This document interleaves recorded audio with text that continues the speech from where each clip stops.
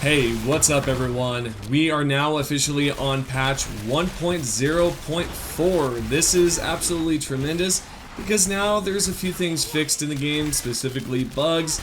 They have also added a new cap limit.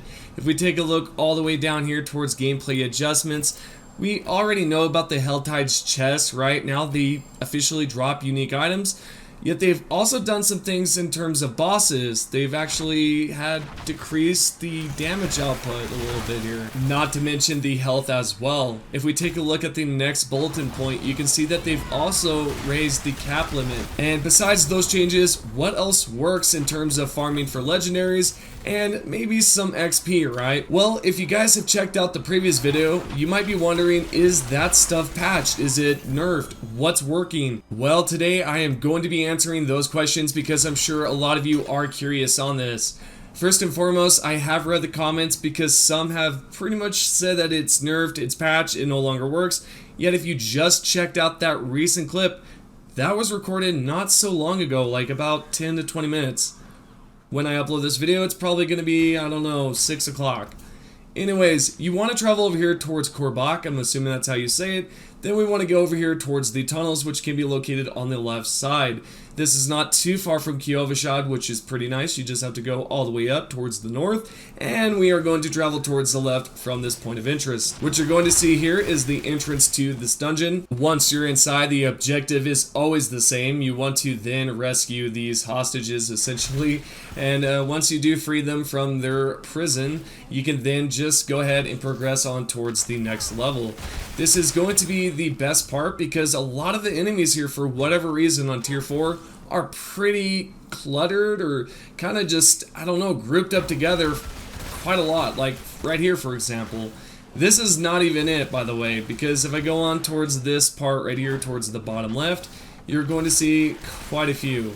This is a great spot to farm legendaries just in case you're not able to do the side quests that we are going to be showcasing here soon. What you see right here is a crap ton of elites, champions, as well as normal enemies. This can yield a good amount of XP, yet if you're on Nightmare Dungeon, it's the best. Why would you do this on normal if you're trying to farm for legendary specifically?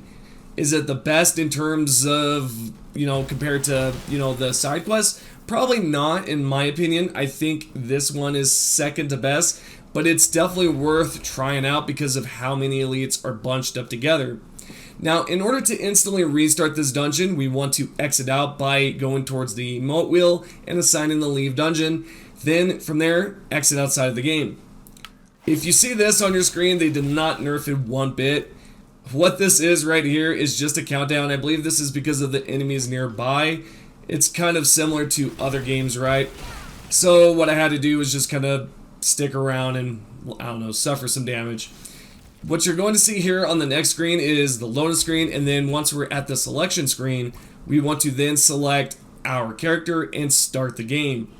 This will then pop up, of course, another loading screen, and then from there, we want to just continue on, go inside the dungeon, and you're going to see it has completely reset. So yes, to answer the question earlier, this does work currently, and it's not patched. You can instantly restart a dungeon by using this method instead of waiting it out for 2 minutes. That can be kind of boring, and so with this, you're just able to reset it whenever you want. Unfortunately, there is yet to be a reset dungeon button. You would imagine there would be something like that, but I guess it's not something that's coming anytime soon, or probably not at all. Is it okay to probably have that in something like, I don't know, Nightmare Dungeons? Probably not, because that'd be kind of OP, right? You'd be able to grab a crap ton of loot. So in normal dungeons, it makes only sense to have a reset button, but that's my opinion.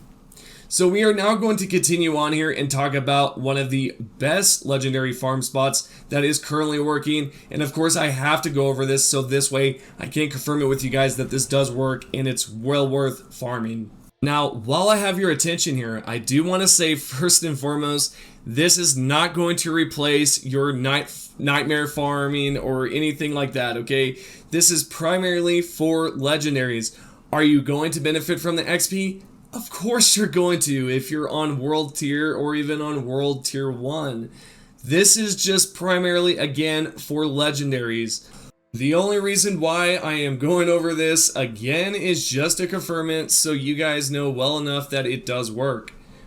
I do want to say that if you are going to attempt at this, make sure that you are at least at World Tier 4 or World Tier 3, because that's when you're going to benefit from the ancestral weapons as well as unique items, and you have a higher chance overall of just grabbing these. It's also well worth mentioning that if you do want to try this with a group, is it possible? I'm sure if there is some way that you guys can just back out and then join up instantly together and then travel, that's another way to do this as a group. I'm sure that is probably something you're wondering. I'm surprised I've yet to receive that question, because I do kind of receive questions like that. So anyways, let's say that you're done with this dungeon. You can then just leave by going towards the menu here at your emote wheel and then just choose leave dungeon. You can then pop outside of the dungeon, rinse and repeat these same exact steps, and you can do this for sellers. That currently works as well if you want a crap ton of obol. It's a great way to pick up legendaries as well. If you guys are trying to aim for uniques specifically, definitely participate in those Hell Tides event. I'm not saying this is going to replace that either, because that's obviously a great way now to pick up uniques. In my previous video, I did mention that Hell Tides were kind of lacking the loot. This is no longer the case, considering Hell Tides now, again, are able to drop unique items, which is pretty cool. This should give us a higher chance at probably acquiring one of those legendaries, or specifically the ultra rare unique items. I'm excited to see what else comes towards us in this new season. If you have yet to watch my previous video, check that out. And other than that, thank you all for currently watching the video. If you have any questions, make sure that you do mention it down below. I will be answering anything that you have asked. And as always, I want to give a huge thank you to everyone that is currently subscribed and is a member. I know it's a repetitive thing always at the end of these videos, but come on, how can you not be appreciative? I mean, it just sounds kind of ridiculous to not thank the people that have come by and just checked out the videos and all that. It really does mean a lot to me. And so, yeah, if you're not subscribed, by the way, make sure that you are subscribed by clicking that red subscription button, and that you're notified by all by clicking the notification bell. Thank you to everyone, again, that is a member and has been subscribed. Appreciate the love and support, and see you all in the next video.